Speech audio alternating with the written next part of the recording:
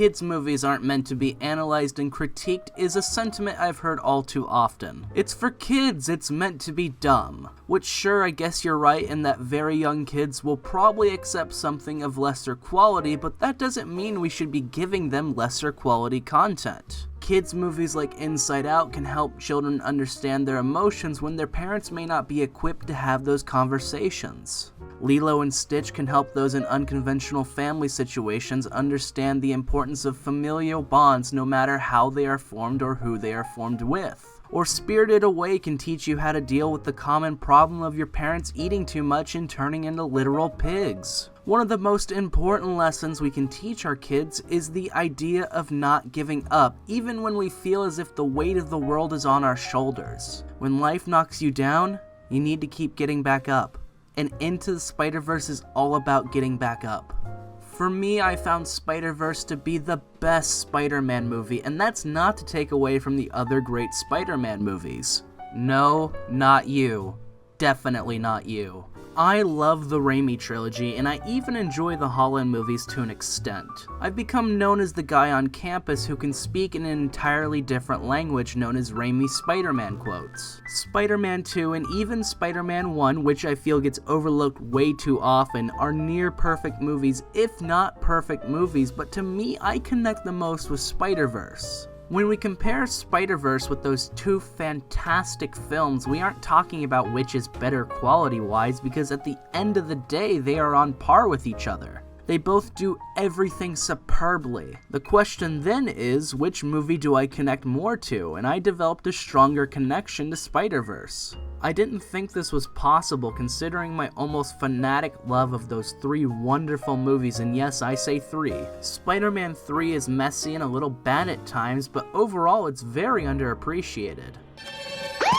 You gotta say I love you back. Before we can even talk about the message or any of the other components, there is one thing that sucks you in immediately, and that is the visuals and style. I'm always of the mindset that if you aren't going to engage your audience visually, why make a movie? Just make a storytime podcast or a radio play at that point. Right after opening logos, we are immediately hit with the classic Marvel logo.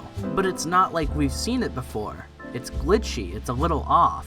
Some of us at this point may think that watching this for free on a Russian website might have been a bad idea, but don't fret, this is completely normal. It's a fun way to twist that classic name we've seen in a way that is not only stylized, but fits the rest of the film. Visual filmmaking isn't just about looking cool or being really pretty, it should also connect to the storytelling, mood, and atmosphere of the whole film. Looking at you, Rogue One, you beautiful yet narratively uninspired bastard. We've got the glitches, the comic book panels, the comic book speech bubbles, and so many other small details that just sell you subconsciously and consciously on this world.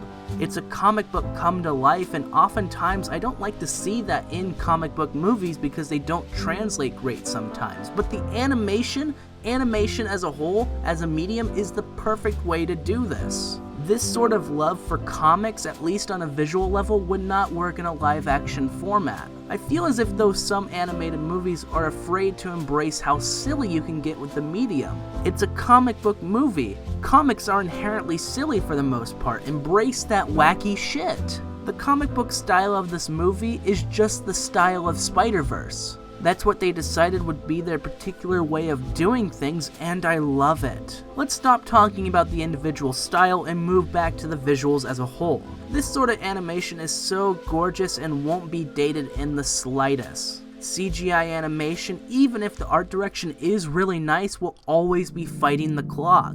There's a reason why the first Toy Story's animation and other early CGI Pixar projects haven't stood the test of time. Kill it with fire. This sort of animation, like cell shading in video games, is inherently always going to be nut-tastic to look at. I couldn't even tell you how many people probably had some sort of image from Spider-Verse, especially the What's Up Danger image, as their background for at least some period of time. It's all just mouthwatering. You can show so much through animation that would need to be told in a regular film, and often many animated films forget that. You have so much freedom in this medium, and Spider-Verse is the best movie I've seen to utilize that freedom. So many visual gags, visual emoting, and powerful pictures as a whole are just incorporated so well. Spider-Verse is a masterclass in speaking a graphical language that humans, this human included, are naturally drawn to. You won't. It's a leap of faith. That's all it is, Miles. I know it's a cliche message. We've all heard it before. When life knocks you down, you keep getting back up. But this message can feel really cheesy if done incorrectly. Look at any sports movie about an underdog after the first Rocky. Underdog is bad, but then is good, but then is bad in the championship game, but then is good after a speech. It mostly feels manipulative, without any genuine emotion, because the writers of that era are just going through the motions. They saw one movie originate that formula and then they copied it to death. What I love about Spider-Verse is how they explore this topic. It works because it's not the only thing going on. We've got multiple messages being said, all working together so almost anyone can find a thread to attach to. Anyone can be Spider-Man, believing in yourself, taking leaps of faith. Even these smaller, seemingly separate threads all weave into the bigger quilt, with that quilt being getting back up.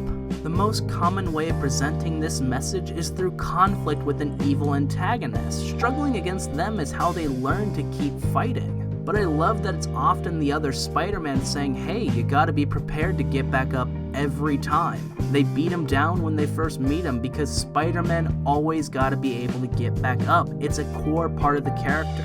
They tie him up knowing he can't free himself. They do this and unknowingly push Miles to be his greatest. It's his friends and family that push him to be better by trying to protect him, not his enemies, and I love that. It's not the typical hero's journey.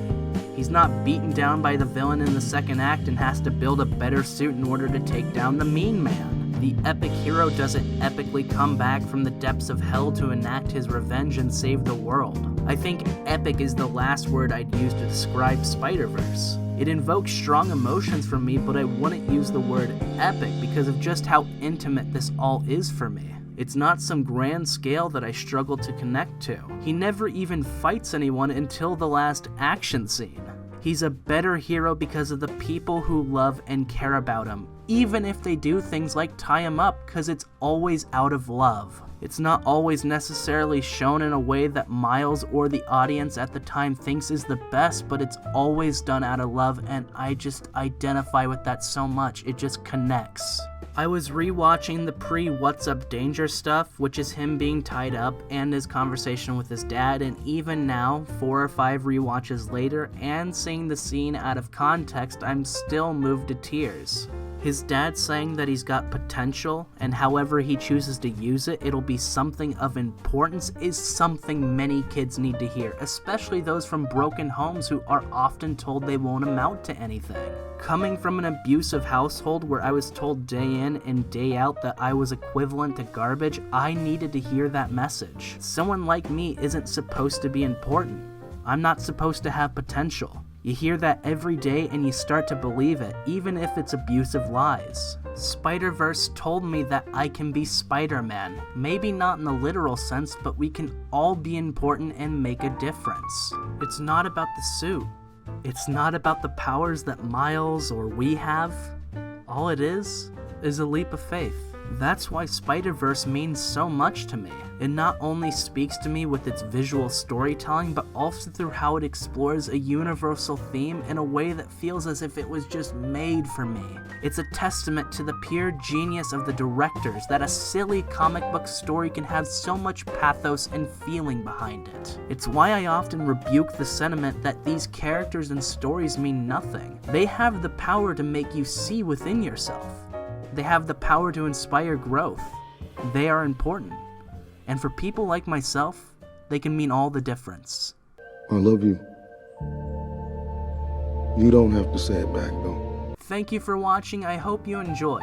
Let me know if there's a piece of media, popular, unpopular, animated, or live action you'd like for me to talk about next time. Also, if you enjoy the videos, I highly encourage you to support me on Patreon. My social media is on the screen. Subscribe, hit the bell, and farewell.